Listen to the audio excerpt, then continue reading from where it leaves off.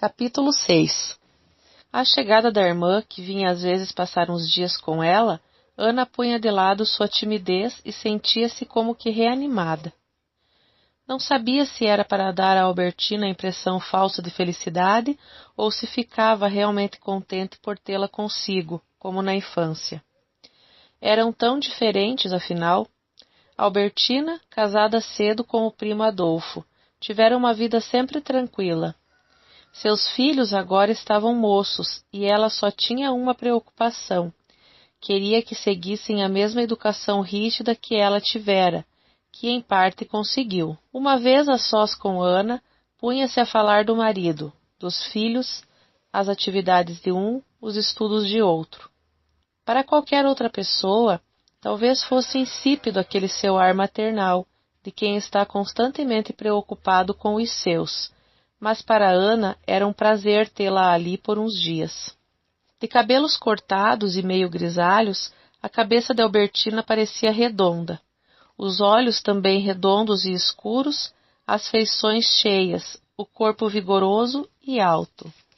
Longe de possuir aquela suavidade da irmã, que outrora tanto se assemelhava à Tetê de Santane, quando sorria ou se sentia acanhada. Albertina, mais velha, mais forte e mais decidida, tratava Ana como se esta sempre precisasse de proteção. Mas as duas se queriam sinceramente, e a morte dos pais ainda mais as unira. "Como vai, meu cordeirinho manso?" disse Albertina logo à chegada, abraçando e beijando a irmã. "Quando deixará você de me tratar como criança?" censurou Ana, retribuindo o carinho. "Quando morrer", respondeu a recém-chegada, batendo-lhe nas costas. Fez uma pausa, olhou Ana detidamente e continuou.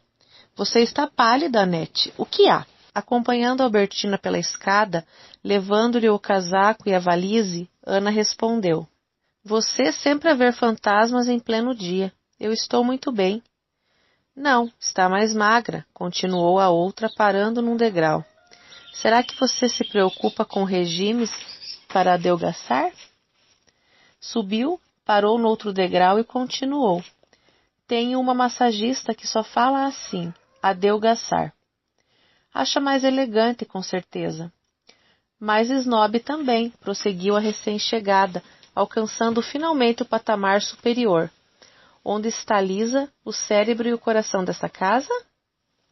Ana nem precisou responder. Ao entrarem no quarto grande, lá encontraram a governanta dando o último arranjo num vaso de flores. As mãos ocupadas com 2 botões de rosas que havia sobrado. "Bom dia, dona Albertina", disse ela, aproximando-se. "A senhora fez boa viagem? Como deixou os meninos?" "Obrigada, Lisa. Tudo bem, tudo bem. Deixe-me ver esses botões. Ah, não conheço flores como as de São Paulo", disse aspirando o perfume das flores e continuou. "Desta vez vim sozinha. Não há como umas férias matrimoniais para repousar a gente." Lisa pediu as chaves e pôs-se a arrumar as roupas e os objetos da viajante. As 2 irmãs foram ao quarto de Ana e sentaram-se no divã, cada qual se pondo mais à vontade, felizes ambas. "Que prefere, Albertina, um refresco ou um café?" "Ora, Nete, você já sabe, café, sempre café. Sobretudo como fazem aqui, vindo da fazenda, com aquele gosto acentuado. É o que mais me faz falta no Rio." "Pois terá um especial para você", falou Ana, tocando a campainha. "E como vai Estevão?" Ana levantou-se e foi até a janela, e abriu-a um pouco, queixando-se do calor. Depois respondeu. "Agora está bem. Andou com umas cólicas de fígado. Hoje saiu cedo, quer dizer que já sarou." "Nete, diga-me, a situação entre vocês não mudou? Não há esperanças de melhora?" Falou Albertina e continuou com um tom dogmático e brincalhão ao mesmo tempo. "Você precisa tratar muito bem o Deus Amor, senão ele acaba morrendo." Ana riu e desviou os olhos antes de dizer. "Tolices, Albertina. Tenho meus filhos, meu piano, nada mais desejo e nada aspiro." Assim diz com esse ar de cordeirinho enfermo essa palidez de moça enfática. Eu também tenho casa e filhos, mas não bastam. Preciso de um amor de um homem, e graças a Deus tenho um ótimo marido. Como você pode viver assim ao lado de Estevão nesse mar de indiferença? Afinal de contas, acho que é só você querer e ele voltará aos seus pés. Ana sentiu que corava até a raiz dos cabelos. Já vem você com as ideias de sempre. Acha possível eu amar o meu marido depois do que ele me fez e ante ao modo por que ele me trata? Você quer que eu o ame ainda? Que o perdoe, que esqueça? Mas não é possível. Sou de carne e osso, e não de pano. Tenho sangue nas veias e não água. Não se exalte, Nete, compreenda que é para seu bem que falo. É porque não se trata de você, continuou Ana, cuja voz tornava-se aguda à proporção que se exaltava. Queria ver sua reação, Albertina. Você, com esse temperamento, garanto que até o esbofetearia de raiva. Eu apenas me afastei, é muito mais digno. Você acha fácil resolver a situação porque é bem casada. Fosse mal casada, queria ver se falava assim. Já lhe disse, não se exalte, Nete.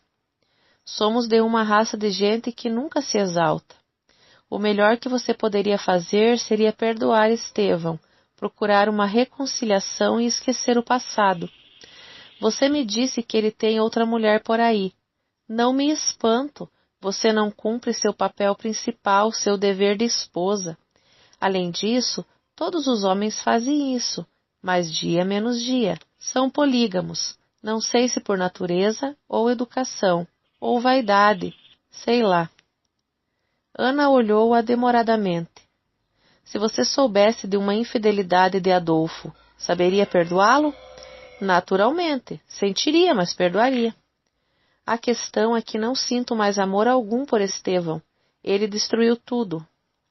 Então, ao menos dê provas de que deseja reconciliar-se. Poderia até tentar reconquistá-lo. A vida sem amor nada vale, minha cara.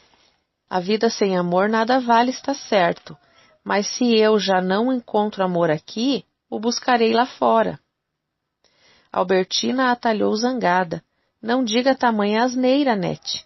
Mulher decente não sai à cata de amor com quem vai procurar um pedaço de pano ou um chapéu. Ana sorriu de leve. Ora, você não me entendeu? Ademais, não estou à procura de amor, nem aqui nem em parte alguma. Pode tranquilizar-se. Quis apenas dizer que é muito simples dar conselhos acerca do amor quando se é feliz como você. Pois insisto, trate de reconquistar o seu marido. Não, sou muito sincera para demonstrar que desejo reconquistá-lo quando ele nem me interessa e nem me atrai mais. Não gosto dele. Também não sinto ódio. É uma espécie de hóspede que tenho permanentemente em casa. Um hóspede que não me aborrece e quase não para em casa e nem me tolhe os movimentos. Está tudo bem assim, não se preocupe. A irmã acariciou-lhe o rosto. Um dia você mudará de ideia. Tal situação não pode perdurar. Você própria quererá modificá-la. E só há um jeito para isso. Você e Estevão voltarem às boas. Ana sacudiu os ombros e não respondeu. Quando Albertina estava uns dias com a irmã, a vida desta se agitava. Havia mais convites para jantares, reuniões, passeios. No primeiro sábado foram à Vila Soledade. O dia amanheceu chuvoso e Albertina não parecia animada, mostrava-se indecisa, não sabia se devia ou não ir passar o fim de semana no sítio. Ana decidiu. Vamos sim.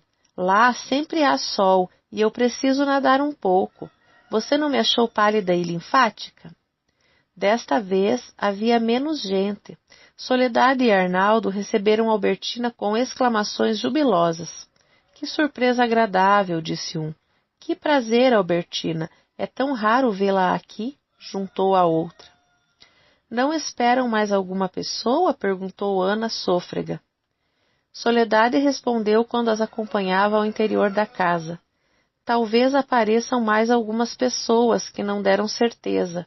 Venha ver, Nete, o quadro que Cristina mandou, último feito por ela. Soledade arrastou a cunhada até a sala, parou junto de uma composição, um pastel. Falou dos progressos da filha.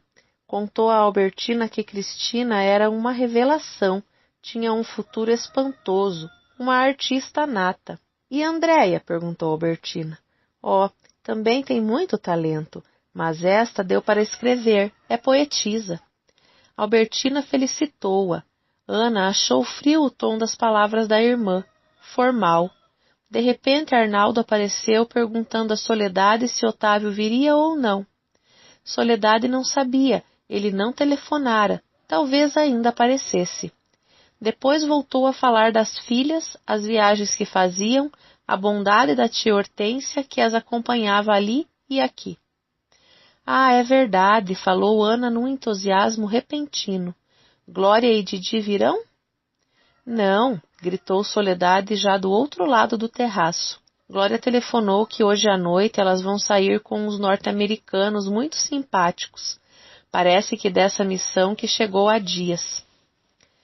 Ana foi ao quarto abrir as malas. Quando voltou mais tarde e passou na sala, desmaiou para dirigir-se à piscina, ouviu a cunhada observar.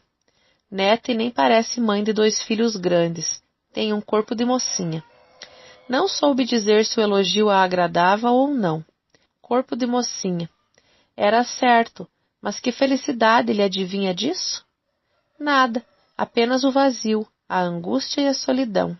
Estendeu-se de bruços na cama, escondeu a cabeça e ficou imóvel, procurando não pensar, nem devagar. O chuvisqueiro da manhã cessara, mas o mormaço ainda era forte, o ar abafado. 1 hora, talvez, permaneceu ali, quando ouviu vozes que se aproximavam. Voltou-se. A irmã, a cunhada e mais 3 pessoas caminhavam na grama. Percebeu Otávio e um casal. Pensou que de certo cochilara um pouco, pois não ouvira ruído de carro chegando. Pouco depois, Otávio senta-se ao lado dela. Não resisti, explicou ele. Quando deixei o escritório, lembrei-me deste oásis e vim numa volada, quase sem respirar. Deixei para respirar aqui, esse ar é delicioso. Aspirou profundamente. Sinta, é puro. Já estou sentindo essa pureza há 3 horas, falou Ana animada. O que imagino nesse momento é como será o ar do bosque amanhã cedinho. Farei madrugada para sentir bem os cheiros do eucalipto. Duvido que consiga deixar a cama de manhãzinha. Ora, com esse calor é fácil e eu gosto de levantar cedo. Continuo duvidando. Quer fazer uma aposta? Aposto o que quiser. Ela riu, mas não continuou. Quanta futilidade, estava dizendo. Passaram a comentar o último final de semana, os amigos, o tempo. Chegou a hora do almoço. Ana mostrava-se bem disposta. Acompanhou uma partida de bilhar entre Arnaldo e Otávio. Depois do jantar, sentaram-se todos no terraço. Ela sentiu sono, começou dizendo que iria para a cama cedo, acabou não indo. E conversou longo tempo com Albertina e Soledade, enquanto os homens empenhavam-se num bate-boca acerca de negócios e de política. Veja a Itália, reconstruindo rapidamente suas indústrias, ouviu Otávio dizer. Na manhã seguinte eram 6 horas quando ela acordou e abriu a janela. O espaço à sua frente tinha uma cor leitosa, o ar levíssimo. Vestiu calças compridas, calçou sapatos fechados por causa da umidade, pôs um casaquinho sobre o paletó do pijama e saiu sem ruído.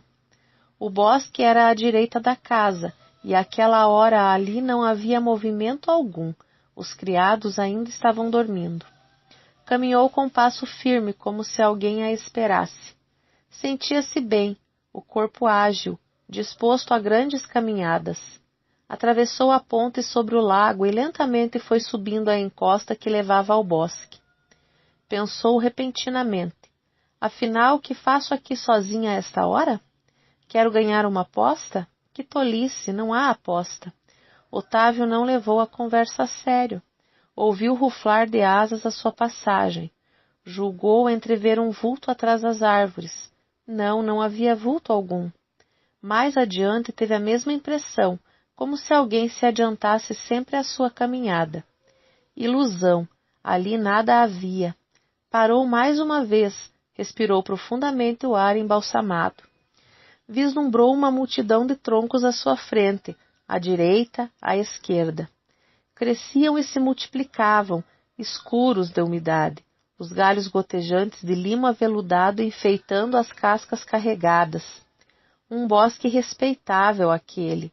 Ela não o imaginara assim tão belo e tão extenso. Parecia infinito, todas as árvores iguais umas às outras, e as milhares de folhas secas e podres que ela pisava estalavam da mesma maneira. Continuou a andar, mas sem o impulso do primeiro instante. Julgou ouvir um ruído estranho. Talvez Otávio viesse surpreendê-la. Voltou-se depressa, para que fosse ele surpreendido. Nada viu. Olhou à volta, só viu troncos, o silêncio e a imobilidade. Estúpida aquela ideia de ir ao bosque sozinha àquela hora. Coisa de criatura sem juízo. Ainda bem que Albertina ignorava o passeio tão matinal e absurdo. Respirou fortemente, 1, 2 vezes. Voltou. Agora eram pinheiros e o vento perpassava pelas copas altas. Teria errado o caminho? Sentiu medo. Desceu quase correndo um declive. Tropeçou num tronco caído. Arranhou-se num galho solto. Só se tranquilizou quando avistou as águas calmas do lago, um pouco barrentas.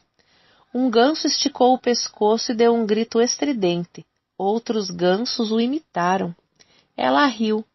Psiu, não estamos no Capitólio, seus tolos. Atravessou a ponte e subiu a encosta. Num pulo alcançou a porta da cozinha.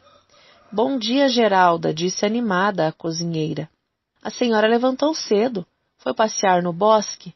Fui, mas voltei correndo. Fiquei com medo do lobo. O café está pronto.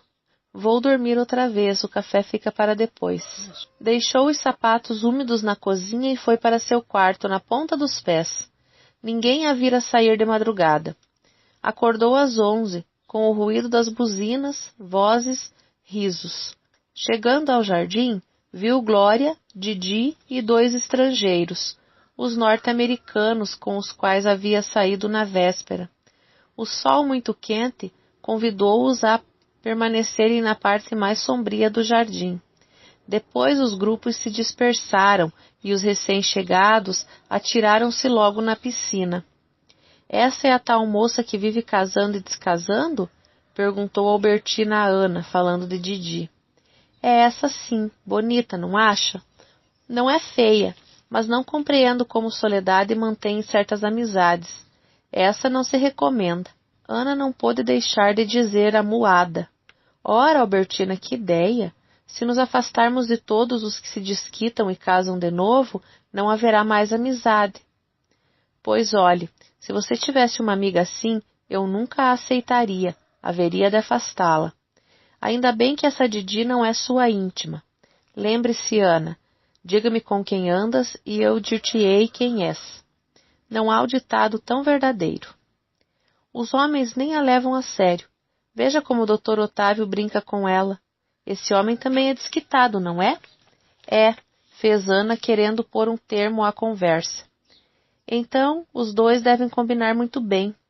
Ana tomou um gole de refresco, tornou a olhar o grupo, franziu a testa e disse: nem Didi quer ser levada a sério, quer apenas se divertir. Que tem isso de mais, Albertina? Você precisa ser mais compreensiva e humana. Albertina sacudiu a cabeça. Não, não. Tirou os óculos escuros, limpou-os com um lenço, colocou novamente no nariz e falou muito séria. Didi não é amizade para você. Se ela quiser fazer-se íntima, corte logo. Ana não quis continuar aquela conversa desagradável. Levantou-se e ia ver um bezerrinho recém-nascido, visitar a horta, o pomar. No caminho parou no bar, pediu um copo de água gelada, o pensamento na irmã. Albertina está fora do tempo e tem pretensões incríveis como querer escolher até as minhas amizades. Pensa que eu ainda sou aquela menina tola que a obedecia quase cegamente. Mas não sou. Albertina, quando estava em São Paulo, queria saber tudo quanto Ana fazia, que rodas frequentava, suas leituras, seus afazeres. Aos domingos pregava. A irmã devia ser mais piedosa, não esquecer os bons hábitos da família. Que importa que os outros sejam loucos? Para mim, loucos e modernos são a mesma coisa. Nós somos o que nossos pais nos ensinaram a ser. Esses modernismos não foram feitos para nós, repetia a miúde a irmã. Rezava para que Ana e Estevão se reconciliassem. Não compreendia a teimosia de Ana. Achava-a injusta. Aquilo já era rancor. E o rancor não era um grande pecado? Nete devia esquecer as rusgas e os mal-entendidos. Sim, estava certa de que um dia ela lhe daria razão e por isso esperava. Mas se a sua querida neta esboçasse o mínimo gesto que demonstrasse sua vontade ou intenção de separar totalmente do marido, desquitar-se, então o mundo viria abaixo. Decorara frases inteiras, repassadas de lógica, a sua lógica, e de bom senso, para dizer à irmã se esse dia chegasse. Esperava, porém, nunca precisar aplicar o sermão. Nete saberia enfrentar a crise até o fim. Por isso não fazia mal que ela franzisse a testa ao ver o marido entrar em casa. Gostaria de dizer ao cunhado: ela é uma eterna criança, não a leve a sério. Tem um gêniozinho forte, mas a zanga há de passar. Sentia pruridos de prazer a imaginar o casal fazendo as pazes. Via os dois muito felizes numa segunda lua de mel. E que jantar lhes ofereceria quando fossem ao rio? Enquanto esperava o grande dia, vigiava a Ana. Todas as vezes que se encontravam após meses de separação, observava bem a irmã, sondava-lhe a alma e bebia-lhe as palavras à procura de qualquer indício de modificação na vida do casal. Modificação para melhor era o que sempre esperava. Mas conhecia os pecados da carne. Ana ainda era muito moça e bonita para viver sozinha tão longo tempo. Ana percebia as manobras da irmã mais velha, e com seu ar inocente e o seu sorriso de Tetê de Santane, fingia nada a ver. Surpreendia a paciência e a insistência da outra, e prestava-se de bom grado à permanente fiscalização de suas palavras e seus atos. Se nada tinha a ocultar, a não ser aquela solidão tão enfadonha, o vazio insuportável, mas de que não falava a pessoa alguma. O âmago de seu coração era-lhe até agradável ver a constante preocupação da irmã com a sua pessoa, sua insignificante e esquecida pessoa. As duas irmãs atravessaram horas conversando. Quem falava mais era Albertina. Quando cansava de aconselhar, falava de si própria. Ana respondia por monossílabos ou sinais de cabeça. A outra falava dos filhos, da casa, do marido. Repisava os mesmos assuntos, o progresso dos meninos e os negócios de Adolfo. Um dia, achando Ana mais triste e mais pálida, chegou a contar que surpreendera casualmente uma aventura de Adolfo. A princípio, nem dera crédito, depois se certificara de que ele frequentava um apartamento no Neblon. Pensara muito e resolvera calar-se, não fazer escândalo. Ao contrário, enchera o marido de agrados, encomendara vestidos novos, tratava-se, enfeitava-se mais, mas não negara a acompanhá-lo sempre que houve ocasião. Ao fim de um tempo, reconquistara-o inteiramente, e agora estava carinhoso como nunca. Ana ouvia boquiaberta. Não sabia que a história não fora bem assim. Albertina a inventara a fim de impressioná-la, como quem diz: vê, é como você deve agir. Mas você não sentiu ciúmes? Perguntou Ana, ainda assustada. Claro que sim, mas sufoquei tudo. Em primeiro lugar está a estabilidade do meu lar. Oh, Albertina, eu não sou assim. Mas tem que ser, Nete. Para salvaguardar nosso lar dos naufrágios e perigos, temos de capitular muitas vezes. Como um capitão de navio, nós também devemos fazer tudo, sacrificar tudo a fim de salvar o nosso lar. Já vem você com as comparações absurdas. Não são absurdas, observou Albertina, que continuou em tom mais baixo. A vida está tão ruim que precisamos agir desta maneira e nos agarrar à religião se quisermos vencer. É a única tábua de salvação que nos resta. E precisamos ser corretíssimas, Nete, não justificar o menor ataque à nossa reputação. Digo sempre a meus filhos, lembrem-se de que pertencemos a uma das famílias mais antigas e distintas do Império, que nossos antepassados foram homens e mulheres de grande valor, e devemos continuar a tradição. Tudo é muito bonito, mas você exagera. Não, Nete, veja o que se passa nas famílias mais antigas e mais distintas. Estão quase naufragando. Temos o dever de lutar por nós e por nossos filhos, lutar para que nossos filhos frequentem um meio sadio, que tenham bons amigos. Seria mais fácil largar tudo à deriva, deixar correr o barco como faz a maioria, que tem preguiça de lutar. E o resultado é o que se vê. Somos uma sociedade em decadência. E de quem é a culpa? De nós mesmos. Por isso lutarei até o último alento. E você também lutará. Deitada no divã do quarto de vestir, os braços atrás da cabeça, Ana ouvia. Sua atitude não parecia de luta, e ela semicerrou os olhos. Albertina continuava falando. De súbito, Ana sentou-se e encarou a irmã. Escute, Albertina, não quero discutir com você. Também acho que alguma coisa não está certa na vida de hoje. Só não concordo com essa mania de vocês, os salvadores, atirarem pedras à torto e à direito, misturar problemas complexos com fatos simples, chamar de desonesta uma mulher só porque se separou do marido e casou de novo, no Brasil, bem entendido. E isso também não está certo.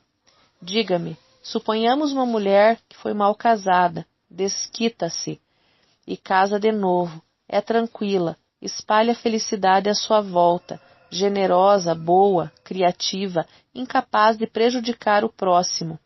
A outra, Dona Fulana, casada, é corretíssima, como você diz, mas é egoísta, má no íntimo, faladeira, incapaz de fazer um gesto de amor ou perdão aos seus semelhantes, orgulhosa. Muito bem, para você, se fosse julgar, qual delas seria condenada? Albertina hesitou, franziu a testa e respondeu. Você tomou 2 exemplos absurdos e exagerados. Ana cortou com calor. Não são exagerados, vejo isso todos os dias. Sei que há mulheres honestas no sentido que você dá à palavra, e igualmente bondosas e humanas, mas o exemplo que dei também é frequente. Albertina pensou consigo que resvalaram para um terreno perigoso. Delicadamente procurou contornar o assunto. Para mim, Nete, a falta de religião é o fator principal para o descalabro das famílias. Isso sim. Que perfume você está usando? Estou sentindo um cheiro delicioso. Não esperou resposta e continuou persuasiva. Veja, meu bem, até em matéria de perfume, os costumes agora são outros. Creio que até pelas essências que usa, a mulher define seu caráter. Um perfume suave, como o de rosas, lembra honestidade e pureza. Rosas lembram anjos com asas brancas de qualquer coisa celestial imaculada. Há perfumes que lembram pecado, sensualidade, lembram alcovas pecaminosas, luzes apagadas, leitos largos, pois é destes últimos que as mocinhas de hoje gostam, perfumes sensuais. Lembra-se de quando mamãe dizia que moças não deviam usar essências fortes? Ora, Albertina, não vá ficar como solteironas mal-humoradas e invejosas, que veem pecado em tudo, disse Ana, rindo com gosto. Vendo a irmã rir, Albertina levava a conversa para o humorismo. Como era inteligente, percebia que se insistisse no tom sério, tornar-se-ia cacete, aborrecida. Pôs-se a rir e a fazer sugestões divertidas. Amor, que sugere, Nanete? Nada, pois a mim lembra encontros proibidos. Você é incrível, Albertina. Nada disso, sou até muito verdadeira. Lembro do verso de Prévert. Je suis comme je suis. Nos jantares que oferecia quando Albertina estava em sua casa, Ana escolhia com cuidado os convidados.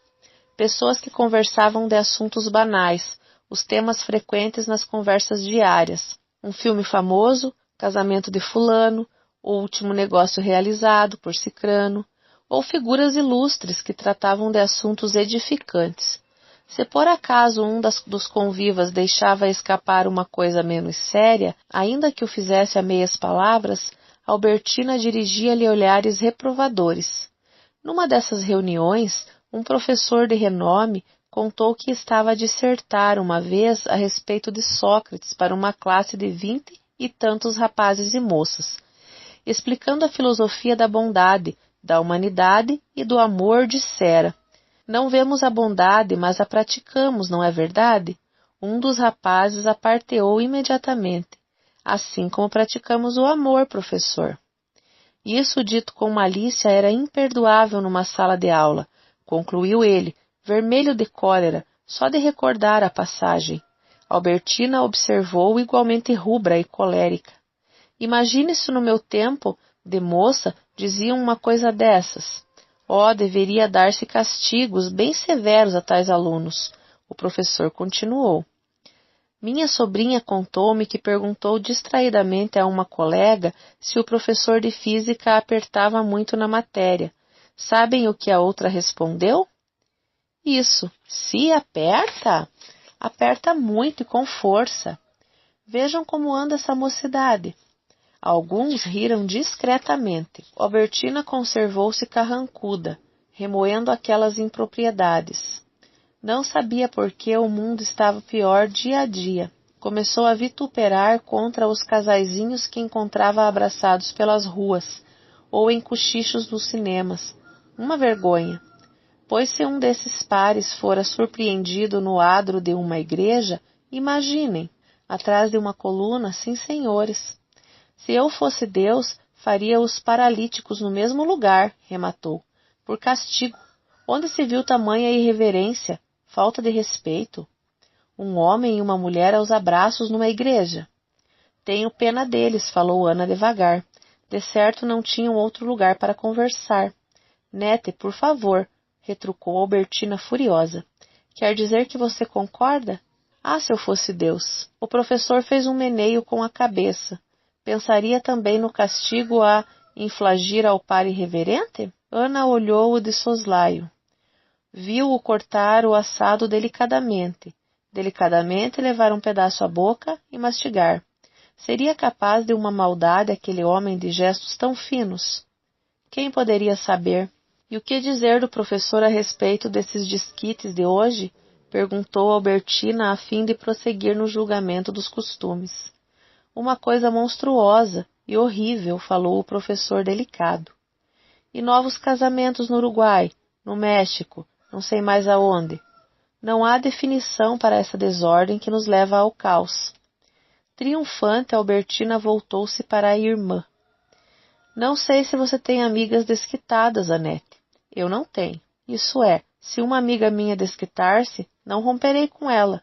Mas se inventar de casar de novo, corto relações. Num país como o nosso, onde não há divórcio, não pode haver novo casamento, só por viuvez. Sabe de uma coisa, professor? Acho o divórcio uma imoralidade, uma porta aberta para maior decadência moral. O professor aprovou com um gesto delicado. Espalmando as mãos com os dedos longos em movimentos graciosos e lentos, Albertina continuou, e o professor ouviu atentamente. Ambos julgaram os costumes modernos, cortando e dividindo como cirurgiões em trabalhos de operação. Ponto a ponto foi dissecado, e as dúvidas foram presas por pinças para um estudo mais demorado em ocasião oportuna. Não restou um ponto sequer sem exame minucioso por parte dos dois. Ana, já habituada às dissertações da irmã, não se impressionava, mas não podia deixar de notar que só Estevão demonstrava indiferença. Os outros olhavam, ouviam, concordavam atentos. Seriam tão puros, tão perfeitos a ponto de poderem julgar assim e condenar outros seres humanos? Pensou na lição de Jesus. Quem se julgar isento de pecado, atire a primeira pedra. Inútil discutir. Eram fechados, alimentavam preconceitos absurdos e egoístas. Não que ela aplaudisse o mal, ao contrário, gostaria de ver uma humanidade mais humana, e o bem difundido por toda parte, mas o bem como ela o entendia, e não o daquela gente. E se eles estivessem certos, pensava ela à noite sozinha, insone. E se eu estiver errada?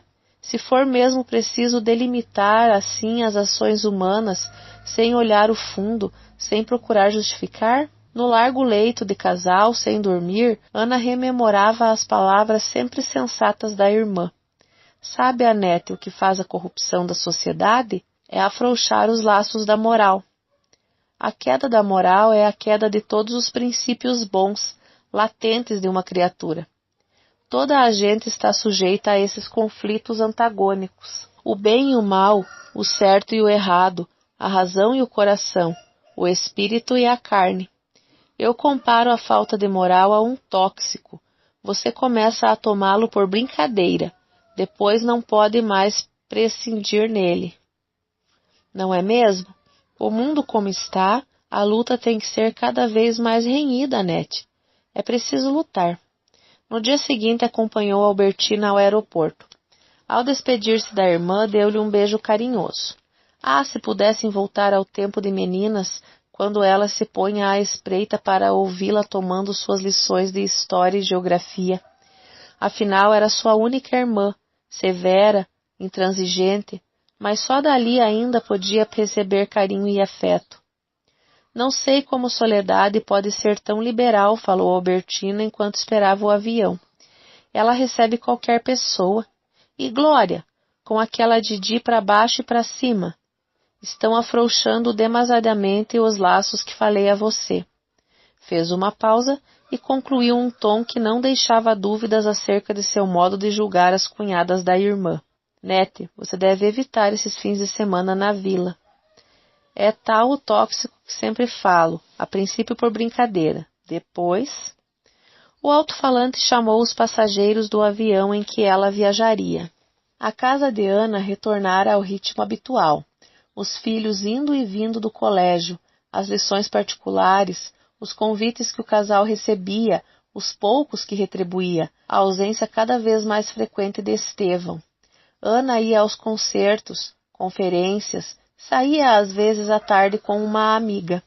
Às sextas-feiras vinha um telefonema de Soledade. Um dia a cunhada foi particularmente insistente. Quero que não falte essa semana, Anete. Otávio vai trazer uns amigos recém-chegados da Europa, muito alegres e inteligentes, como você gosta. Claro que irei, Ana respondeu animada. Sempre havia novidade na vila. Se não havia, Soledade a criava, para ter sempre gente à sua volta. Ela e Arnaldo não sabiam ficar sós nos fins de semana. Era como uma pausa entre dias tranquilos e úteis, entregue às 1001 atividades que o sítio comportava. Aos sábados gostavam de todos os quartos ocupados. Ana mandou preparar o carro, partiu cedo. Já pensava com prazer no aposento que lhe reservavam, a mesma cela de monja de móveis escuros, contrastando com as gravuras alegres nas paredes. Gostava tanto da vista que se vislumbrava pelas janelas de cortinas claras. Era repousante.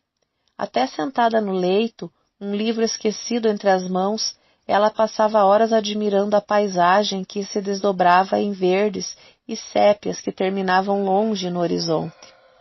Quando chegou, já se encontravam lá os outros hóspedes. Arnaldo foi ajudá-la a encostar o carro, avisando em tom que não admitia recusa. Avie-se, Anete. Organizamos uma excursão. Estávamos à sua espera. Agradável ouvir aquilo. Estávamos à sua espera. Ali pelo menos a amavam. Esperavam que ela chegasse. Respondeu como criança teimosa. E se eu não quiser ir? Tem que ir, é uma ordem. Iremos até a divisa de cima. Uma boa caminhada. Beberemos água no regato, fresquinha, uma delícia. Soledade já preparou uns sanduíches para os famintos. Mal lhe deram tempo para entrar, fazer uma visita rápida ao seu quarto. Os excursionistas prontos gritavam por ela. Não demorasse, o passeio seria longo. Saíram. Dei início em passadas largas, marcha regular. Aos poucos caminhavam devagar, um aqui, outro ali. 1 hora depois, a maior parte desistiu. Muito longe não valia a pena, e o sol ia subindo. Mais meia hora e os últimos também regressaram. Ficaram apenas Ana e Otávio, andando lentamente, parando, admirando uma flor, procurando uma sombra acolhedora. De repente ele comentou rindo, o costume que Arnaldo tinha de oferecer comida. Coma mais cozido, experimente essa salada, insistindo até cansar. Ana falou num conto de Pirandello, a história da família de gigantes que convidava um homem pequeno e tímido para almoçar. Otávio observou. Conheço, é um conto excelente. Os irmãos Borghiani. Gosta de Pirandello? Gosto muito, mas não a ponto de comparar o boníssimo Arnaldo a um dos Borghiani. Ora, que tolice! Arnaldo não pode sofrer comparações, nem soledade. Formam um par tão bonito e tão perfeito. Com tia Hortência são as flores da família, que, a meu ver, possui muitas outras. Era um galanteio banal, mas a agradava. Sentaram-se à beira do regato. Ana tirou os sapatos e mergulhou os pés na água fria. Quando eu era pequena, adorava andar descalça e pôr os pés na água, brincar no riozinho que havia perto da casa do meu avô Noronha. Mas ninguém me deixava brincar assim. Por que será que os adultos nunca procuram compreender os gostos das crianças? Ela fez uma pausa, pensativa, continuou. E por que será que às vezes gostamos de virar crianças outra vez? Voltaram por outro caminho. Ao chegarem, Soledade quis saber se haviam alcançado a divisa. Até onde foram? Perguntou. Até o regato, respondeu Ana, alegre. Que andarilhos formidáveis são vocês! Exclamou um hóspede. Pois eu não aguentei, voltei da ponte. O passeio deve ter-lhe feito muito bem, Anete, falou Arnaldo curioso. Está corada como uma menina. No quarto, procurando repousar da longa caminhada, Ana sentiu-se aborrecida. Por que ficara sozinha com Otávio e dera aquele passeio? Por quê? Uma senhora casada não sai assim com homens pelos campos, não tira os sapatos para molhar os pés na água fresca, não fala de tolices durante horas. Sentia-se como que traída por seus princípios. Como devo parecer insípida e má companheira? Na manhã seguinte, a primeira pessoa que ela encontrou no jardim foi Otávio. Esse homem é uma perseguição. Está em toda a parte. Se chego à vila, a primeira pessoa que vejo é ele. Se todos vão caminhar, é o único que aguenta. Se levanto cedo para aproveitar o ar da manhã, ei-lo aí também. Não virei mais passar fim de semana aqui. Risonho, Otávio veio ao seu encontro. Vamos até o bosque? Propôs. Não, primeiro vou tomar café. Sabe de uma coisa, Anete? Somos os únicos que realmente aproveitam o que há de bom aqui. Os outros fazem vida de cidade, bebem, dançam e jogam. Manoel apareceu com uma bandeja que depositou numa das mesas do terraço. A manhã estava radiosa. Pouco a pouco o mau humor de Ana foi se esvaindo como a neblina que ia dando lugar ao sol. Otávio falou despreocupadamente de música. Sabia que Ana tocava piano e muito bem. Não, protestou ela. Tocava piano como uma amadora apenas. Ele confessou que quando rapazinho também tocara alguma coisa, depois abandonara. Os afazeres, os negócios não lhe davam tempo para a arte. Levantaram-se, foram andando até o bosque de eucaliptos. Sentaram-se no chão, sobre folhas secas. Ana não se lembrava por que a conversa mudara de rumo, de repente. Talvez inconscientemente, à vista dos gansos que nadavam aos pares na água tranquila e sombria. Ela começava dizendo não acreditar em paixão. Paixão não passa de loucura momentânea, coisa passageira, que uma vez satisfeita, desaparecia. A pessoa não podia acreditar depois que ela própria vivera alucinada. Só em pensá-lo sentia-se ridícula, deplorável. Ele protestara. É o mesmo que não acreditar na bondade e na maldade. Paixões existem, sim. Sempre existiram. Veja a história da humanidade. Não acreditar na paixão é o mesmo que não ter fé, viver por viver, sem crer em nada e nem esperar nada. E olhe, Ana, falo das paixões todas, as da política, as da arte e, sobretudo, as paixões do amor. Tolice, pois a maioria não vive assim, sem crer e sem esperar. Quando estamos na mocidade, esperamos grandes acontecimentos, revelações. O que nos traz a idade da razão? Desilusões. O que se esperava não chega nunca. Os sonhos da mocidade são uma utopia. A realidade é muito diferente. Então você nunca amou? Não conheceu a paixão do amor? Ana sentiu ímpetos de dizer: amei meu marido. Mas quem era Otávio para lhe arrancar confidências? Mal o conhecia. Era apenas amigo do seu cunhado. Não, seria arriscado aventurar por aquele terreno que podia levar a muitos caminhos.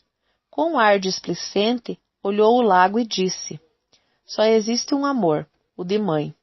Ah, não diga isso, Ana. Então não passou pelas fases deliciosas da juventude, o susto do primeiro namorado, as indecisões, as lágrimas, as noites insones, as angústias de dúvida? E outros amores? Será que nem mais tarde sentiu um amor violento, sincero ou verdadeiro? É pena. Muito senhora de si, ela sorriu e propôs: vamos mudar de assunto?